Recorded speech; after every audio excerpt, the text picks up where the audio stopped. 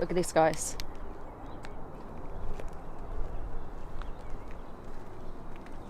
How nice is that light sequence? That's what happens when you turn on the new Audi RS7. That's what I've got the key to today. You've even got it here on the plate.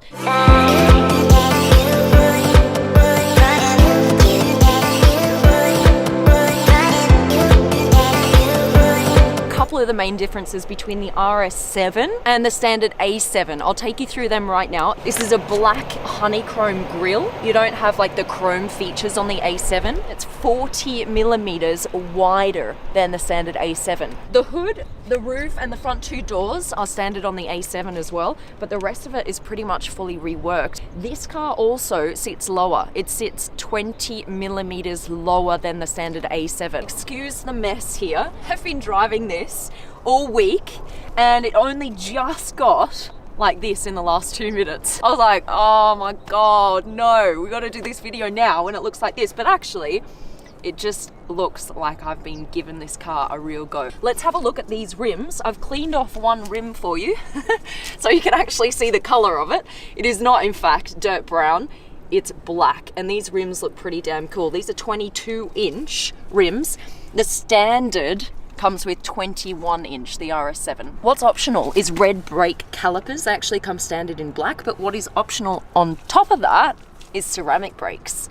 And if you get those babies, they're gonna save you over 30 kilos in weight. One of the main reasons why I wanted an RS7 is because we've been traveling with a lot of luggage. Let's take a look at the boot space. Here we go, voila.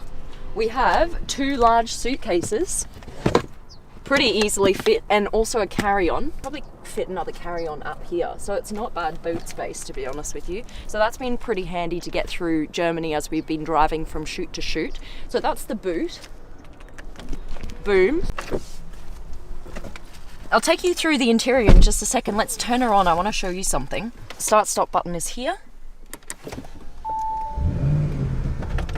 You hear a little bit of a gurgle as it turns on. When you have a high-powered vehicle, this is 600 horsepower. Usually you want to show off a little bit, right? And you do that sometimes just as you're at the red lights and you just kind of want to rev it a little bit and hear how beautiful the exhaust note is. You know, you're like, oh yeah, it sounds freaking amazing. Let me rev it a little bit. The issue with that is you cannot rev this car past 3,000 RPM.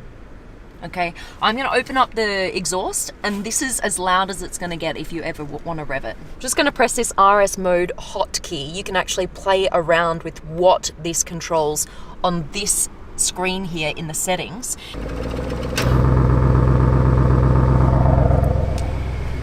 Okay, so you can hear that it gets a little bit louder, which is nice. Now I'm going to rev it. This is as much as you're ever going to hear.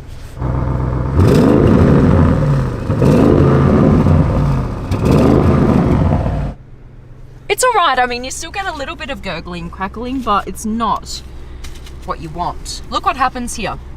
You rev it, gets to 3,000, all right? And then it caps off. It already goes into red. There, you see? That's all you can do.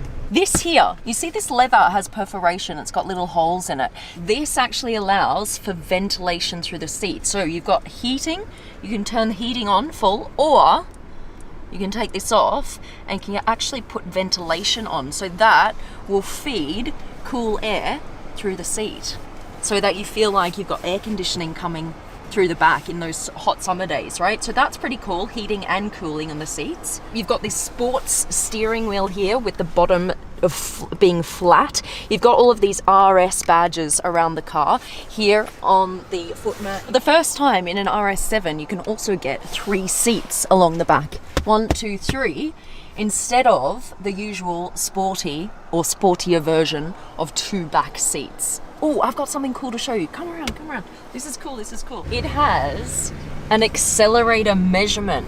Right, what does that mean? Basically, it times your 0 to 100. So if you press this here, it comes up with this menu, and then go into that and you can press what you want time. 0 to 100, 0 to 200, a quarter mile, 1/8 of a mile. 0 to 100 on this car, they say, is 3.6 seconds. So Let's see if we can get anywhere near that on a road like this. Wish me luck.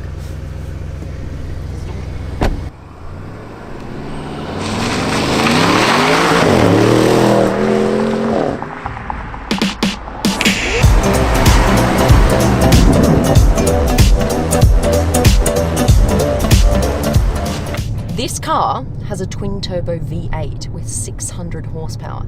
And even though you can't rev it properly, when I'm just driving along, I can actually hear some gurgling, which is really, really nice. You know this annoying auto on-off feature where if you're stuck in traffic and you stop, the engine switches off? This one, ready? Right, goes off. But the cool thing is that when it notices the car in front moves forward, it will automatically switch the engine on. Let's see. There you go. Instead of you having to take your foot off the brake to indicate that you're ready to go again, once it sees the car in front is taking off, it's like, right, switch on the engine so that when it's your go, you're ready to take off and put your foot on the accelerator. So I quite like that feature. All right, we're just about to hit the highway. Now, standard in the RS7, the top speed is 250 kilometers an hour. But then, if you pay more, you unlock a higher top speed. Standard 250, then you can buy the dynamic package and that will take you to 280 kilometers an hour. And then above that, you can get the dynamic plus package, which this baby has, and that will unlock a top speed of 305 kilometers an hour. That's gonna cost you a cool 12,500 euros for an extra 55 kilometers an hour. But if you get to drive on the German Autobahns, that is worth it. Because here, there are open speed limits. On some highways or on some stretches of the highways here in Germany, you can go as fast as you want. Now, I say that, obviously you need to be in the right car, a car that is safe, that isn't old and rickety, has all of the latest safety technology, etc., and is able to handle those top speeds. If you have a car like that and you keep your wits about you and you drive very safely, you know what's happening with the other cars around you, then it is kind of quite a cool experience. All right, we're about to take the RS7 on the German Autobahn. If there are any open speed limits, we'll see what she can do.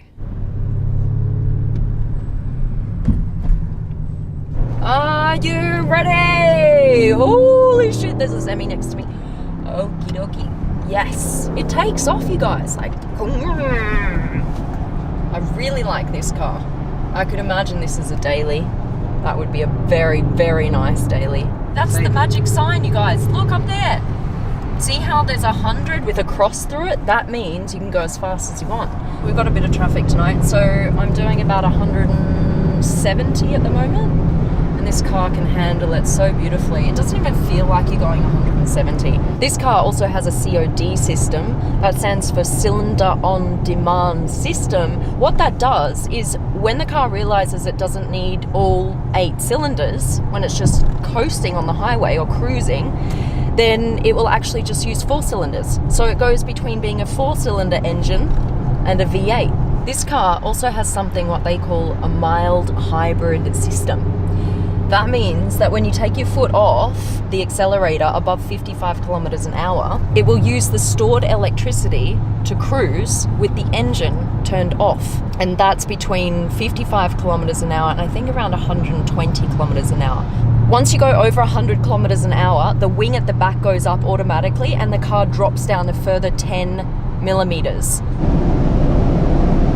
Jeez Louise, this is freaking fast as anything. Oh, 240 on the Autobahn. Just gotta stay calm, be confident, and keep your wits about you and be in a car that can actually manage those speeds. Please do not do that if you're not an experienced driver, guys.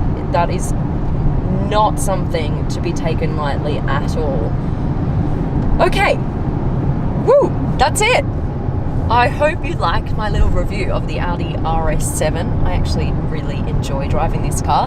Give us a quick thumbs up, press that thumbs up button now if you haven't yet. subscribe to the Supercar Blondie family. I would love to have you with me here on this channel. Join our community. All right, that is it.